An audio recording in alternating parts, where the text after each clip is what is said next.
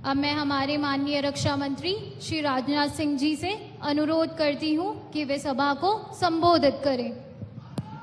ముఖ్య అతిథి మన్యులు రక్షణ మంత్రి రాజ్నాథ్ సింగ్ గారు సభని ఉద్దేశించి మాట్లాడిస్తారు.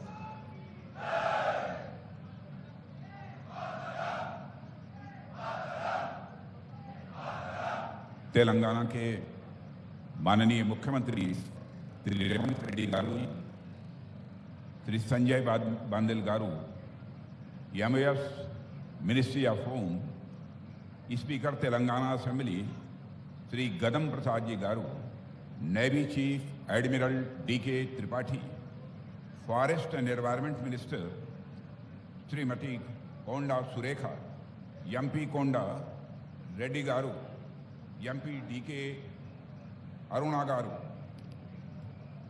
Vice admiral Rajesh Pendharkar, FOC in C, eastern naval command, MLA Shri Ram Mohan Reddy garu, MLA Shri Manohar Reddy garu, MLA Shri Yadai Taya garu, centre और स्टेट गवर्नमेंट के सारे ऑफिशियल्स और यहाँ पर मौजूद इस क्षेत्र के रहने वाले अन्य सभी सम्मानित बहनों एवं भाइयों, मुझे इस बात की प्रसन्नता है कि आज नेशनल इंपॉर्टेंस के एक बहुत ही महत्वपूर्ण project very low frequency station का यहाँ पर शिलान्यास हो रहा है। हमारी सैन्य क्षमताओं को विस्तार देने वाला यह इस्टेब्लिशमेंट निश्चित रूप से हमारी आर्म्ड फोर्सेस के लिए बेहद महत्वपूर्ण साबित होगा, ऐसा मेरा पक्का विश्वास है। जब इतने महत्वपूर्ण प्रोजेक्ट का आज यहाँ पर शिलान्यास हो रहा है, वहीं आपको शायद इस बात की जानकारी होगी कि आज ही का दिन भारत के पूर्व राष्ट्रपति और भारत के माने जाने वैज्ञानिक अब्दुल कलाम साहब का आज जन्मदिन भी है। डॉक्टर कलाम साहब ने भारत के डिफेंस सेक्टर में जो महान योगदान दिया है, उसके प्रति हम आभार व्यक्त करते हैं और आज के अवसर पर हम उनकी स्मृति को नमन करते हैं। साथियों, इस वेरी लो फ्रीक्वेंसी स्टेशन के निर्माण से जुड़े सभी स्टेक होल्डर्स को भी मैं अपनी तरफ से हार्दिक बधाई देता हूं। इसके साथ ही मैं तेलंगाना सरकार का और विशेष रूप से तेलंगाना के माननीय मुख्यमंत्री श्री रेवंत रेड्डी जी का भी विशेष योगदान के लिए मैं तहे दिल आभार व्यक्त करता हूं। जैसा उन्होंने कहा कि राजनीति का मतलब यह नहीं है कि जो देश हित में काम हो उसे न किया जाए, और बड़े दिल के साथ उन्होंने इस काम को किया है। हम सभी जानते हैं राजनीति केवल सरकार बनाने के लिए नहीं की जाती है, राजनीति यदि की जाती है तो देश बनाने के लिए राजनीति की जाती है। शायद इसी भाव से उन्होंने सहज रूप से अपना पूरा सहयोग प्रदान किया है। साथियों, राजनीतिक दृष्टि से देखें तो तेलंगाना एक नया राज्य है, लेकिन भौगोलिक और ऐतिहासिक दृष्टिकोण से इसका इतिहास कई हजार वर्ष पुराना है। यदि आप प्राचीन इतिहास या मध्यकालीन इतिहास पर नजर डालें तो यह हमेशा से ही एक बहुत ही प्रॉस्परस यानी समृद्ध क्षेत्र के रूप में यह जाना जाता रहा है। चाहे मौर्य साम्राज्य हो, सातवाहन साम्राज्य हो, फिर काकतीय वंश हो, हर काल में यह तेलंगाना का क्षेत्र अपने एग्रीकल्चरल एडवांसमेंट और आर्किटेक्चर कंट्रीब्यूशन के लिए सारे देश में जाना जाता था। सिर्फ प्राचीन काल ही नहीं, बल्कि मैं मानता हूं कि आधुनिक काल में भी तेलंगाना राज्य राष्ट्र की प्रॉस्पेरिटी में, राष्ट्र की समृद्धि में अपना बहुत बड़ा योगदान देता रहा है। साथियों, प्राचीन काल से लेकर अब तक तेलंगाना की प्रॉस्पेरिटी के पीछे मैं सिर्फ और सिर्फ एक ही कारण देख पाता हूं, और वह है यहां के लोगों की कड़ी मेहनत, यहां के लोगों का कड़ा परिश्रम। मुझे कई मौकों पर तेलंगाना आने का अवसर मिलता रहता है और यहां के लोगों से बातचीत करने का भी अवसर मिलता रहता है। इसके अलावा रक्षा मंत्रालय में या फिर आर्म्ड फोर्सेज में भी तेलंगाना के कई अधिकारियों से मुझे बातचीत करने का समय समय पर अवसर मिलता रहता है। तो मैं उनमें एक चीज जरूर देखता हूं, वह देखता हूं उनकी हार्ड वर्किंग, उनकी कड़ी मेहनत। इस क्षेत्र के लोगों के अंदर काम करने के प्रति गजब की कर्मठता देखने को मिलती है। इसलिए इस क्षेत्र के लोग भी अभिनंदन के पात्र हैं। मैं मुख्यमंत्री श्रीमान रेवंत रेड्डी जी से कहना चाहूंगा कि आप बड़े भाग्यशाली हैं कि आप इतने मेहनती लोगों का प्रतिनिधित्व कर रहे हैं और आप यहां के मुख्यमंत्री हैं। साथियों, जब यह वेरी लो फ्रीक्वेंसी स्टेशन अपने निर्माण के बाद यह काम करना प्रारंभ कर देगा, यानी जब फंक्शनल हो जाएगा, तो हमारे मैरीटाइम फोर्सेज के लिए अनेक दृष्टि से यह बहुत ही महत्वपूर्ण सिद्ध होगा। मेरी नजर में इस प्रकार के हाई टेक इंफ्रास्ट्रक्चर सिर्फ एक मिलिट्री एस्टेब्लिशमेंट ही नहीं होते, बल्कि इनका स्ट्रेटेजिक रोल, रणनीतिक भूमिका इन्हें नेशनल इंपॉर्टेंस का स्वाभाविक रूप से दर्जा देती है। दुनिया के अनेक रक्षा विशेषज्ञों का यह मानना है कि जिस तरीके से वारफेयर के तरीके डायनेमिक हो रहे हैं, ऐसी परिस्थितियों में मैन एंड मशीन यानी मनुष्य और मशीन के बीच इफेक्टिव कोऑर्डिनेशन, प्रभावी समन्वय का यह होना यह अति आवश्यक होता जा रहा है। चाहे वह साधारण परिस्थिति हो या फिर असाधारण परिस्थिति, हर स्थिति में किसी भी कमांड सेंटर का उससे जुड़े हुए सभी लोगों के बीच इंफॉर्मेशन के सीमलेस फ्लो का यह होना बहुत जरूरी है। और इस प्रकार के कम्युनिकेशन के लिए ऐसे सेंटर्स मैं मानता हूं कि बेहद इंपॉर्टेंट होते हैं। साथियों, एक स्ट्रांग मिलिट्री कम्युनिकेशन सिस्टम कई कारणों से यह महत्वपूर्ण होता है। इफेक्टिव कम्युनिकेशन किसी भी कॉम्प्लेक्स ऑपरेशन के कोऑर्डिनेशन में यह बहुत ही आवश्यक हो जाता है और यह मिशन में शामिल पर्सनल के रोल, रिस्पांसिबिलिटी और उस मिशन के ऑब्जेक्टिव्स के प्रति उनकी अवेयरनेस, उनकी जागरूकता को यह लगातार बढ़ाता रहता है। एक क्लियर और सिक्योर कम्युनिकेशन चैनल न केवल टाइमली और इफेक्टिव डिसीजन मेकिंग में वह मदद करता है, बल्कि कमांड के ऑर्डर्स को फील्ड फॉर्मेशन तक पहुंचाने और सबऑर्डिनेट से फीडबैक प्राप्त करने के लिए भी यह एक महत्वपूर्ण माध्यम होता है। साथियों, दूसरी ओर जब सोल्जर्स अपने को पूरी तरह से इन्फॉर्म्ड और इंक्लूडेड पाते हैं, तो उनके मोरल और यूनिटी को बहुत ही बढ़ावा मिलता है।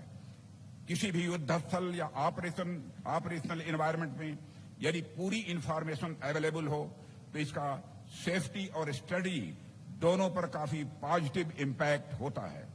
इन सब बातों के अलावा क्राइसिस मैनेजमेंट की अवस्था में एक क्लियर कम्युनिकेशन चैनल तो एक रामबाण की तरह यह काम करता है, और ऐसा तब और यह आवश्यक हो जाता है जब सिचुएशन बहुत ही डायनेमिक हो, यानी बहुत ही गतिशील हो, और रिस्पांस टाइम जब बहुत कम होता है।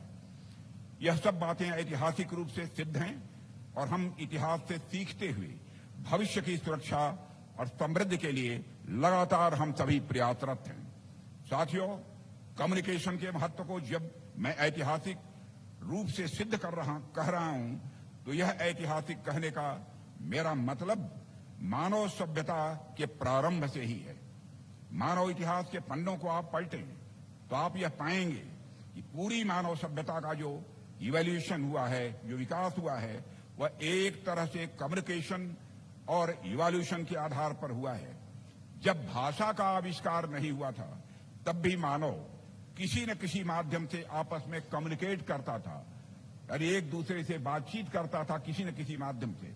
आपने देखा होगा कि भीमबेटका जैसे अनेक प्राचीन स्थलों पर आदि मानव के द्वारा ऐसे चित्र बनाए गए हैं जिसमें वह इशारों के माध्यम से कुछ कहना चाहते हैं। यह इशारों के माध्यम से कुछ कहना कम्युनिकेशन का ही एक उदाहरण है। धीरे धीरे सभ्यता का विकास हुआ तो मानव ने कम्युनिकेशन के सिस्टम को और डेवलप किया, और भाषा का आविष्कार हुआ, फिर लेखन प्रणाली का विकास हुआ। उसके बाद एक जगह से दूसरी जगह तक मैसेज को पहुंचाने के लिए कबूतरों का भी इस्तेमाल किया जाने लगा, घोड़ों का भी इस्तेमाल किया जाने लगा, एक स्थान से दूसरे स्थान को संदेश भेजने के लिए। आधुनिक युग में यदि हम देखें तो संदेश पहुंचाने के लिए पोस्ट सिस्टम का यूज किया जाने लगा।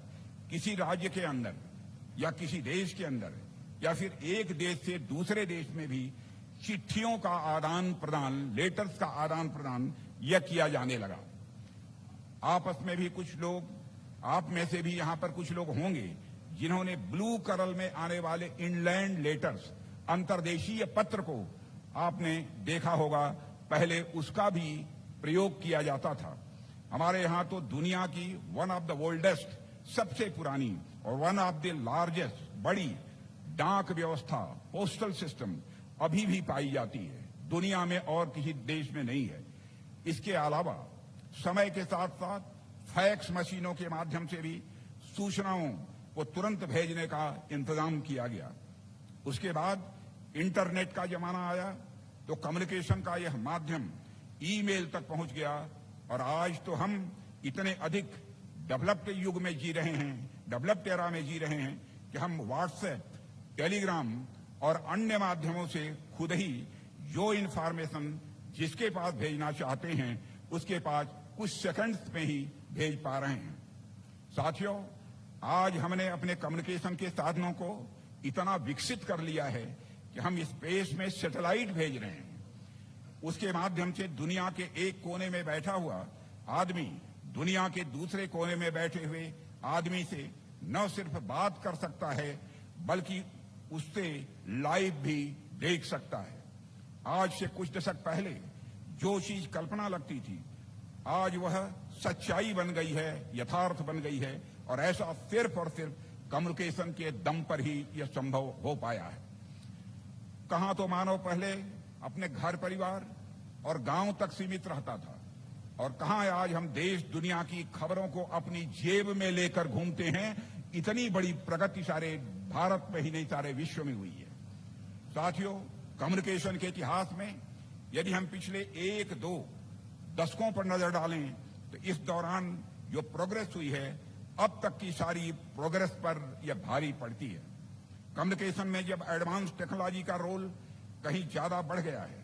कोविड के दौरान हम सब ने यह देखा होगा, जब लॉकडाउन था तो उस समय भी स्कूल, कॉलेज आज सभी जब बंद हो चुके थे, उस समय भी यह संचार व्यवस्था, कम्युनिकेशन के नए माध्यम का ही एक करिश्मा था। उसी का कमाल था कि शिक्षा व्यवस्था पर, चिकित्सा व्यवस्था पर और जरूरी सेवाओं पर कोई ज्यादा नेगेटिव इम्पैक्ट नहीं पड़ने पाया। टेली एजुकेशन के माध्यम से विद्यार्थी घर बैठे शिक्षकों से ज्ञान प्राप्त करते रहे और इसके अलावा डॉक्टर से सलाह मशविरा करने के लिए भी टेली कंसल्टेशन की प्रणाली भी काम में लाई जाती रही है। यह कम्युनिकेशन की ही भूमिका है साथियों कि अब हम सिर्फ आपस में ही नहीं बल्कि इंटरनेशनल लेवल पर भी इंफॉर्मेशन का आदान प्रदान कर रहे हैं। साथियों, आज हम जिस वेरी लो फ्रीक्वेंसी स्टेशन की स्थापना करने जा रहे हैं यह हमारे मैरीटाइम फोर्सेस के लिए कम्युनिकेशन स्थापित करने की कड़ी में हमारा एक बहुत ही महत्वपूर्ण प्रयास है और यह हमारी आर्म्ड फोर्सेस के कमांड सेंटर्स के साथ समुद्र में तैनात हमारी शिप्स और सबमरीन्स के बीच एक स्ट्रांग और रियल टाइम कम्युनिकेशन यह डेवलप करेगा और यह स्टेशन हमारे मैरीटाइम इंटरेस्ट को सिक्योर करने की इसी विजन के साथ, इसी दृष्टिकोण के साथ बनाया जा रहा है। साथियों, कई बार हमारे पास इक्विपमेंट भले ही ज्यादा हों, मैन पावर भले ही ज्यादा हो, लेकिन उस स्थिति में भी अगर हमारे पास सटीक सूचना नहीं है, सटीक इंफॉर्मेशन नहीं है और हमारे बाकी के सेंटर्स के साथ हमारा अच्छा कम्युनिकेशन नहीं है तो हमारे लिए निर्णय लेने में बड़ी दुविधा उत्पन्न होती है। मेरे कहने का अर्थ यह है कि एक सिक्योर और रियल टाइम कम्युनिकेशन का न होना हार और जीत के बीच एक निर्णायक फैक्टर साबित हो सकता है। इसलिए इस वेरी लो फ्रीक्वेंसी स्टेशन का महत्व है। साथियों, हमारे पास रियल टाइम कम्युनिकेशन न हो तो लाख एसेट्स होने के बावजूद हम बढ़त हासिल किसी भी सूरत में नहीं कर सकते हैं। इसलिए मैं समझता हूं कि हमारे कम्युनिकेशन सिस्टम का मजबूत होना उतना ही इंपॉर्टेंट है जितना इंपॉर्टेंट हमारे लिए मिलिट्री इक्विपमेंट का होना है। साथियों, आज हमारी नेवी के पास बड़ी संख्या में शिप्स हैं। मैं नंबर नहीं बतलाना चाहता हूं, बड़ी संख्या में हमारी नेवी के पास इस समय शिप्स हैं। इसके अलावा भी ऐसे अनेक प्लेटफॉर्म्स हैं जो डीप सी गहरे समुद्र में कार्यरत हैं। भारतीय नौसेना के अनेक जहाज व अन्य प्लेटफॉर्म पूरे इंडो पैसिफिक रीजन में फैले हुए हैं। भारत और हमारी नौसेना का स्फीयर ऑफ इंटरेस्ट पूरे इंडो पैसिफिक रीजन में ईस्ट से मलक्का स्ट्रेट से वेस्ट में गल्फ ऑफ एडन और पर्शियन गल्फ और अफ्रीका के ईस्ट कोस्ट तक फैला हुआ है। हिंद महासागर क्षेत्र में तो हमारी भारतीय नौसेना फर्स्ट रेस्पॉन्डर और नेट सिक्योरिटी पार्टनर के रूप में उभर कर आई है। एक और महत्वपूर्ण बात पिछले कुछ वर्षों से तेजी से देखी जा रही है मेरे साथियों। आज दुनिया के लगभग सभी बड़े देशों का ध्यान मैरीटाइम रिसोर्सेज की ओर जा रहा है। आज कई मिनरल्स, कई रेयर अर्थ इत्यादि जो समुद्र के अंदर पाए जाते हैं, इन मैरीन रिसोर्सेज को प्राप्त करने के लिए दुनिया के बड़े बड़े पावर्स हिंद महासागर क्षेत्र में आने के लिए होड़ लगा रखी है। तो चाहे वह व्यावसायिक दृष्टि से हो या फिर सिक्योरिटी का दृष्टिकोण हो, हर दृष्टि से हमारी नौसेना के लिए यह अत्यंत महत्वपूर्ण हो जाता है कि वह अपने आप को लगातार मजबूत बनाए और इस क्रम में उसके कम्युनिकेशन सिस्टम का मजबूत होना यह और अधिक आवश्यक हो जाता है। साथियों, इतिहास भी इस बात का गवाह है कि जिस भी देश ने दुनिया में अपनी विशेष पहचान बनाई है, जो शक्तिशाली बने हैं, उन्होंने एक समय में समुद्र पर डोमिनेट जरूर किया है और फ्रांसीसियों, पुर्तगालियों और अंग्रेजों ने समुद्र में अपना इफेक्टिव प्रेजेंस इन लोगों ने दर्ज कराई है। इस स्ट्रेटेजिक डोमिनेशन तथा रिसोर्सेज के कंपटीशन में अगर भारत को अपना इंटरेस्ट सिक्योर करना है तो हमारे पास प्लेटफॉर्म्स और इक्विपमेंट्स का यह होना तो जरूरी है ही, परंतु इसके साथ साथ कम्युनिकेशन सिस्टम का भी एक मजबूत होना यह बहुत ही आवश्यक है। इसीलिए यह वेरी लो फ्रीक्वेंसी आज इसका जो यहाँ पर शिलान्यास हुआ है उसका एक महत्व है। एक मजबूत कम्युनिकेशन ही हमें मजबूत डीप सी फोर्स बने रहने में सहायता प्रदान करता है। साथियों, आप लोग में से शायद कुछ अवगत होंगे कि अभी तक भारतीय नौसेना 30 साल से ज्यादा पुराने आईएनएस कट्टा बोमन के माध्यम से ही डीप सी में अपने प्लेटफॉर्म्स के साथ कम्युनिकेशन स्टेब्लिश करती आ रही है। लेकिन जैसे जैसे टेक्नोलॉजी और आधुनिक होती जा रही है, मॉडर्न होती जा रही है, वैसे एक नए वेरी लो फ्रीक्वेंसी स्टेशन की जरूरत को महसूस किया जाने लगा था। यह वेरी लो फ्रीक्वेंसी स्टेशन हमारी नौसेना की इस आवश्यकता को पूरा करेगा, ऐसा मेरा पक्का विश्वास है। यह पूरी तरह मॉडर्न टेक्नोलॉजी पर आधारित होगा। यह न सिर्फ हमारी वर्तमान जरूरतों को पूरा करेगा, बल्कि आने वाले समय में भी टेक्नोलॉजिकल दृष्टिकोण से, तकनीकी दृष्टिकोण से भारतीय नौसेना को तथा हमारे मैरीटाइम फोर्स को और अधिक मजबूती प्रदान करेगा।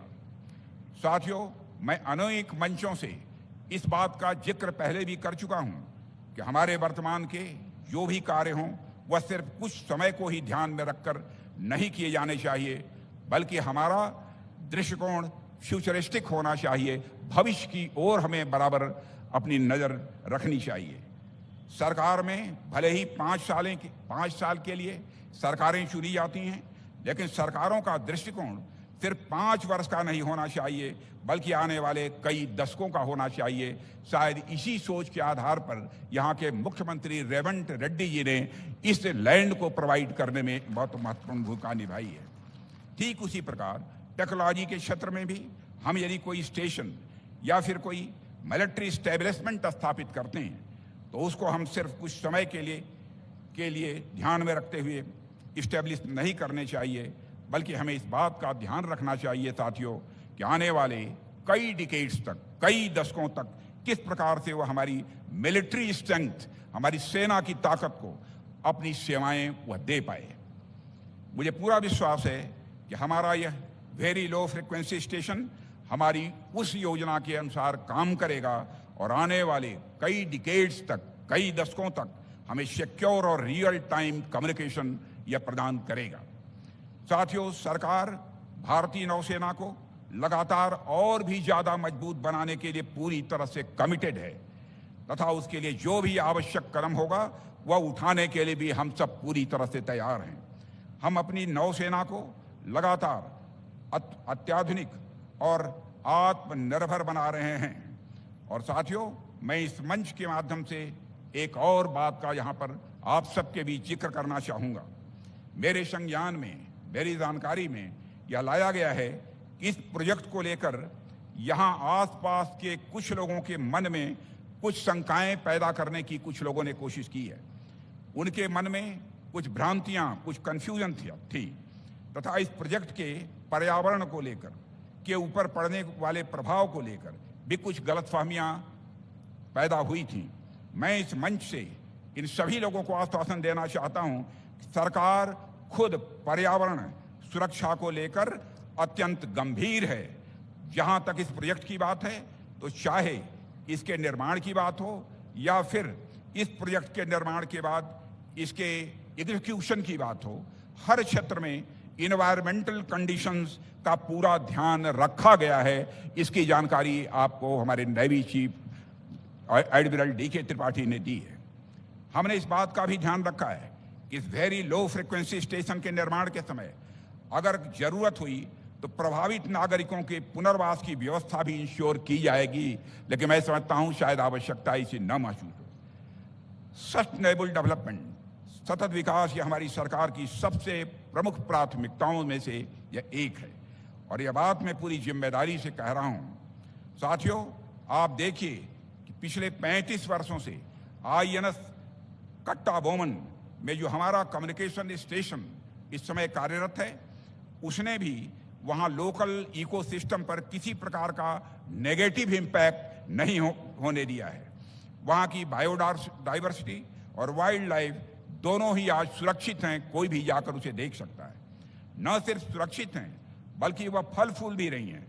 हम इस VLS स्टेशन में और भी नई टेक्नोलॉजी के साथ यह सुनिश्चित कर रहे हैं कि पर्यावरण पर किसी भी प्रकार का एडवर्स इम्पैक्ट न पड़े और आसपास के लोकल पॉपुलेशन के साथ मिलकर इस स्टेशन के डेवलपमेंट और उसके क्रियान्वयन के दिशा में हम आगे बढ़ें।